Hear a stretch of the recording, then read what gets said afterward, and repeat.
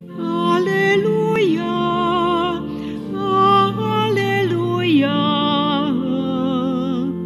할렐루야.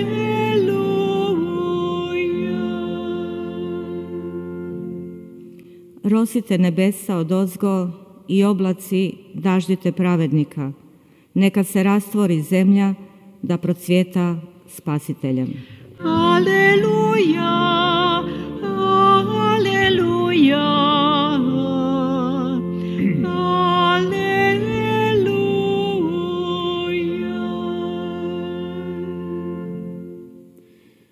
Gospodin s vama. I s duhom tvojim. Čitanje Svetog Evanđelja po Luki. Slava tebi, Gospodine. U ono vrijeme Ivan dozva dvojicu svojih učenika i posla ih Gospodinu da ga pitaju: jesi li ti onaj koji ima doći ili drugoga da čekamo? Došavši k njemu, rekoše ti ljudi: Ivan Krstitelj posla nas k tebi da pitamo: jesi li ti onaj koji ima doći ili drugoga da čekamo? Upravo je u taj čas Isus ozdravio mnoge od bolesti, muka i zlih duhova i mnoge je slijepe podario vidom. Tada im odgovori: pođite i javite Ivanu što ste vidjeli i čuli.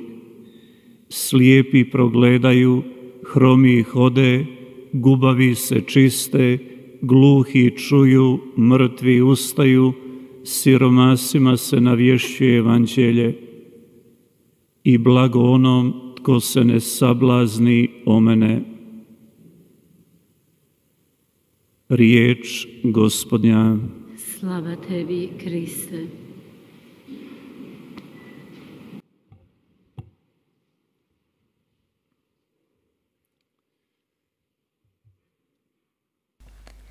사랑하는 교형자매 여러분, 대림식이 교회는 우리에게 세례자 성 요한을 제시하고 있습니다. 세례자 요한은 주님의 길을 준비하는 사람입니다. 세례자 요한은 예수님을 공생활로 제시하신 분이십니다. 또 예수님께서는 세례자 요한에 관해서 여인에게 태어난 사람 중에 가장 위대한 사람이라고 했습니다. 세례자 요한은 예언자로서 예수님의 오심을 준비하고 고대하게 했습니다. 이 세상에 하느님의 아들님께서 오심을 선포했습니다. 세례자 요한이 대림식에 우리들에게 제시하는 바들이 있습니다. 오늘 저녁 복음은 죽음은 혼란을 야기하고 있습니다. 세례자 요한은 왜 이런 질문을 하게 했을까요? 세례자 요한은 왜 예수님을 의심하고 있었을까요? 예수님께서 그를 의심하지 않고 오히려 들어 올리셨음에도 불구하고 왜 그는 예수님을 의심했을까요? 예수님께서 설교하시기 위해서 오셨을 때 그때부터 세례자 요한은 예수님을 의심합니다. 교회 역사와 교부들의 역사, 성인들의 역사를 보게 되면 교회나 교부들이나 성인들은 이 부분에 관해서 다양하게 해석했습니다. 예를 들어서 성 암브로시오 같은 경우 이 세례자 요한의 의심, 즉 두 가지 질문을 하게 했었던 이 의심이야말로 사랑으로부터 출발한 것이라 해설했습니다. 그렇기 때문에 죄가 될 수 없다라고 했습니다. 이유는 세례자 요한의 삶은 온전히 주님께 의탁한 삶이었습니다. 하지만 참지 못하는 사람, 안절부절하면서 자신의 제자들을 예수님께 보내서 정말 당신이 오실 분이십니까? 혹은 다른 분을 기다려야 합니까? 라고 여쭙게 했습니다. 이것은 사랑으로 인한 안달이었습니다. 또 교부들은 이 복음 구절에 관해서 또 다른 관점으로 해설하고 있습니다. 곧 세례자 요한은 자신의 제자들을 두고 있었고 요한이 예수님을 처음 보았을 때, 즉 요한복음사가가 전하는 것처럼 예수님을 처음 보았을 때 즉시 그분을 손가락으로 가르치면서 제자들에게 하느님의 어린 양, 세상의 죄를 없애시는 분이 저기 오신다라고 선포합니다. 이렇게 하느님께서 약속해 주신 바로 그분이 오셨다라고 증언합니다. 예수님의 제자들, 12제자들 중에 몇몇은 세례자 요한의 제자들이기도 했습니다. 그들 중에 몇몇 사람은 세례자 요한과 머물고 있었습니다.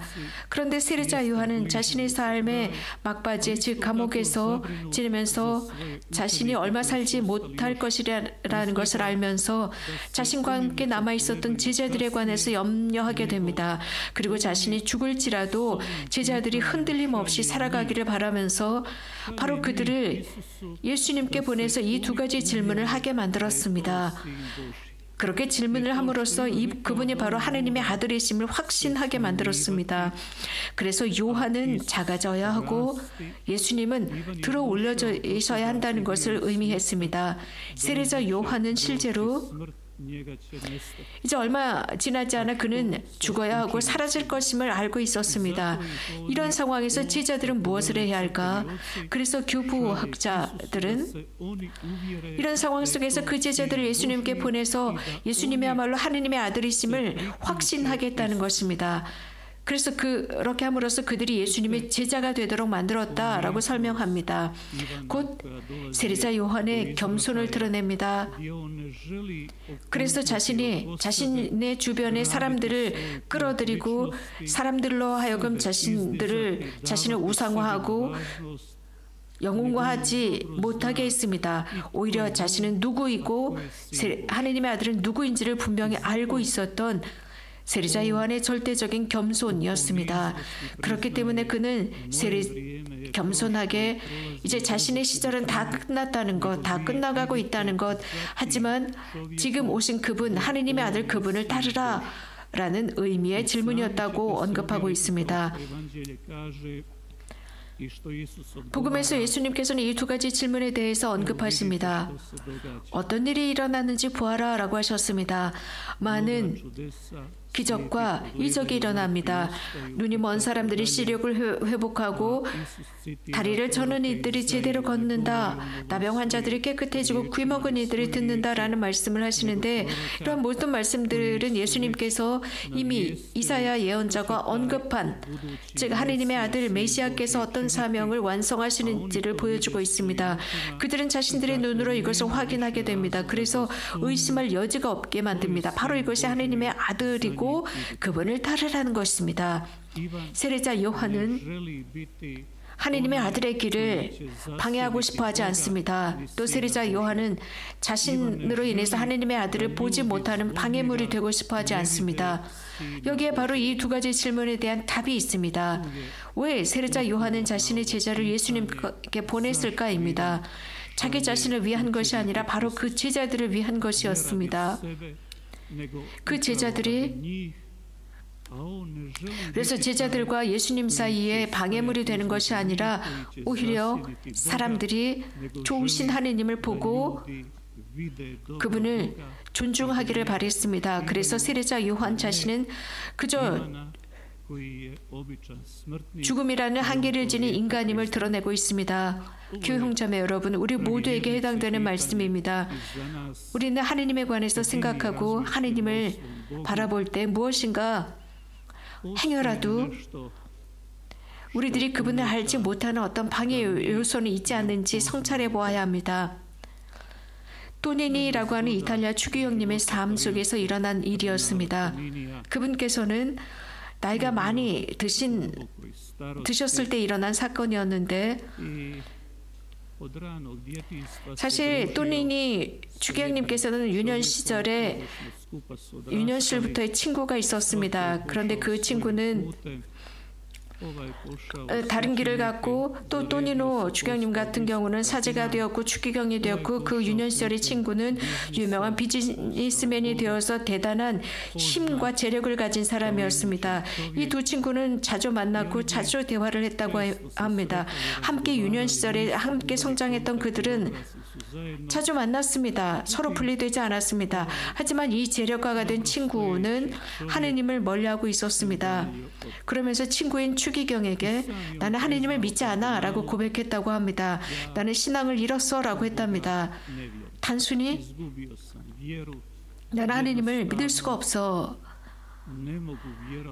그 다른 삶, 영원한 삶을 믿을 수도 없고 하느님과 교회도 믿을 수가 없어. 또 교회가 예언하는 것을 믿을 수가 없어라고 고백했다고 합니다. 그러자 또니니 추기경님께서는 종이 한 장을 들어서 메모를 했다고 했습니다. 그리고 거기에 동전을 하나 주고 그 친구에게 내밀면서 자, 이 메모지에 무엇이 쓰여있는지 읽어봐 라고 했습니다. 그러자 그 친구는 유년 시절의 친구는 거기에 인류로가 있는데 라고 했습니다. 그러자 추기경께서는 더 자세히 봐 무엇이 있는지 봐 라고 했습니다. 그 메모지에는 다른 것은 없어. 그저 인류로 동전이 하나 있을 뿐인데 라고 했답니다. 그러자 추기경께서는 그 동전을 드러냅니다. 그러자 그 메모지를 들이대면서 여기에 무엇이라고 쓰여있지? 라고 하니까 뭔가 쓰여있네 라고 했답니다. 그러자 또니니 추기경께서는 자 이제 가까이 와봐. 가까이 와서 여기에 뭐라고 쓰여있는지 봐 라고 했답니다.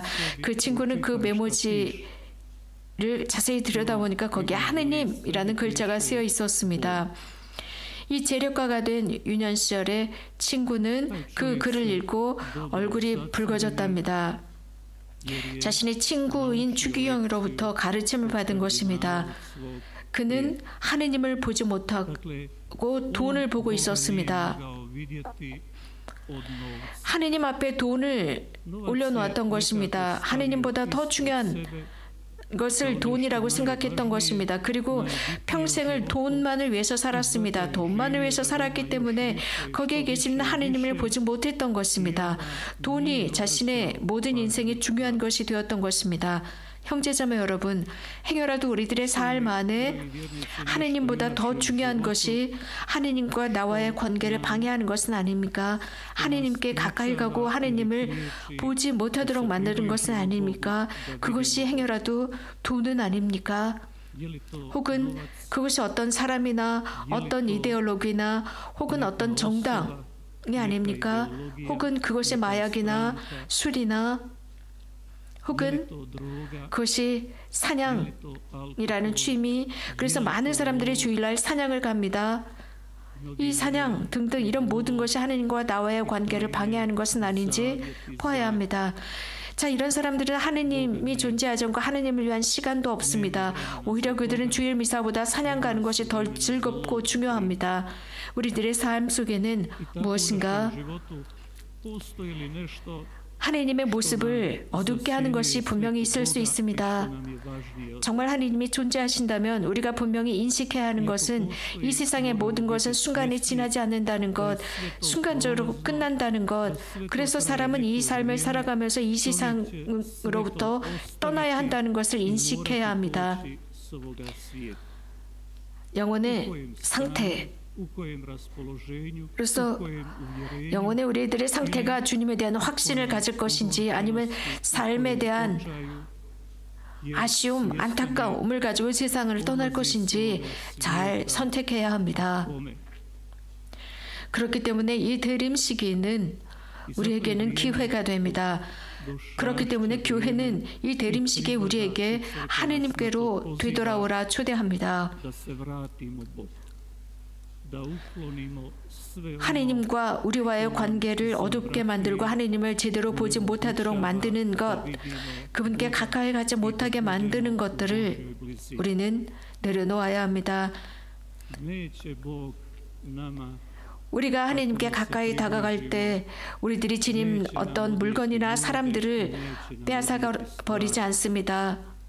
혹은 오히려 이웃을 향한 사랑을 지니게 만들고 삶에 대한 더 큰 책임과 더 우리가 하고 있는 그 일을 더 정성스럽게 할 수 있도록 도와주십니다.